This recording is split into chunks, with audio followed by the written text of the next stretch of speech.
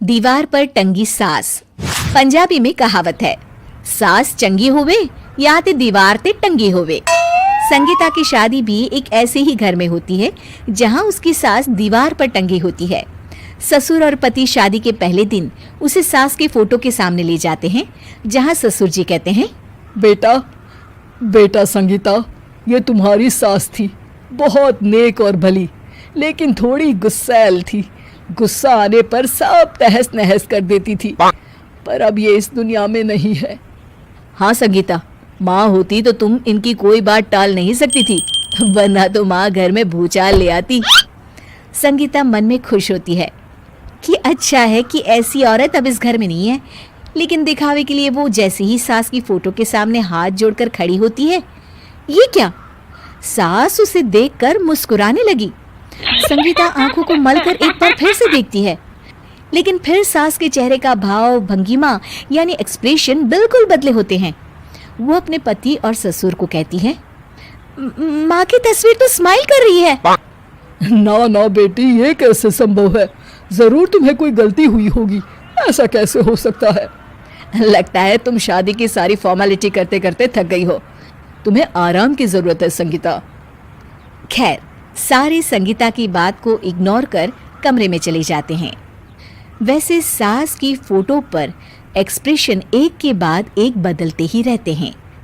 सुबह होती है, पति और ससुर को काम पर भेजकर संगीता कमरे की सफाई करने में लग जाती है कि तभी उसे आवाज आती है, टेबल ठीक से साफ करो। ऐसे भी कोई टेबल साफ करता है? इससे अच्छा तो ये गंदा ही था।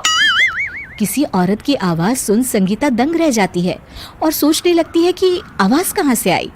आवाज को नजरअंदाज कर वो फिर से अपना काम करना शुरू करती है, लेकिन इस बार तो आवाज बिल्कुल उसके कान के पास से आती है।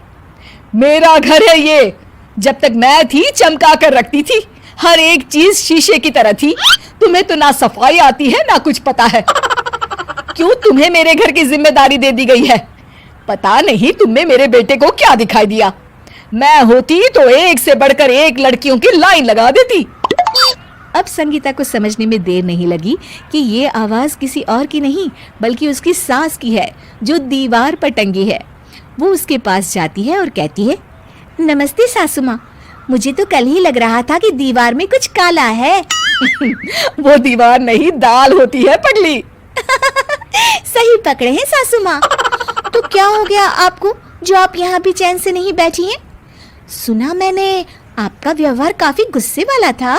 चुप रहे तू, ज्यादा बकर बकर ना कर। घर का काम करना तो आता नहीं, आई है मुझसे बहस करने। हाँ देखिए सासू माँ, मैं आपसे साफ साफ कह देती हूँ, मुझसे पंगा लेने की कोशिश मत करिएगा।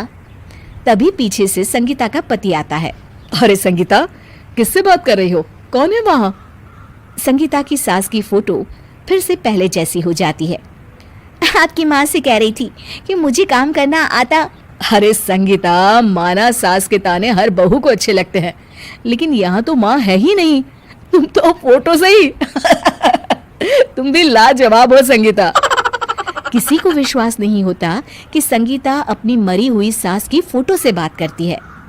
वहीं आए दिन संगीता की सास संगीता को किसी न किसी बात पर आते जाते ताने देती। संगीता को भी अब सास के तानों और उनसे बात करने की आदत हो गई। वो कभी खानदान की कहानी तो कभी तीज त्योहार कैसे मनाए या किसी व्यंजन की रेसिपी सास से ही पूछती। सारा दिन घर में अकेली संगीता की सास अब उसके लिए तानों के साथ पक्की साथी की तरह भी रहने लगी थी, जो किसी और को नहीं बल्कि संगीता को ही सुनाई देती। तो देखा आपने, सास बहू का रिश्ता हर रिश्ते से ऊपर होता है, फिर चाहे वो खट्टा हो या मीठा।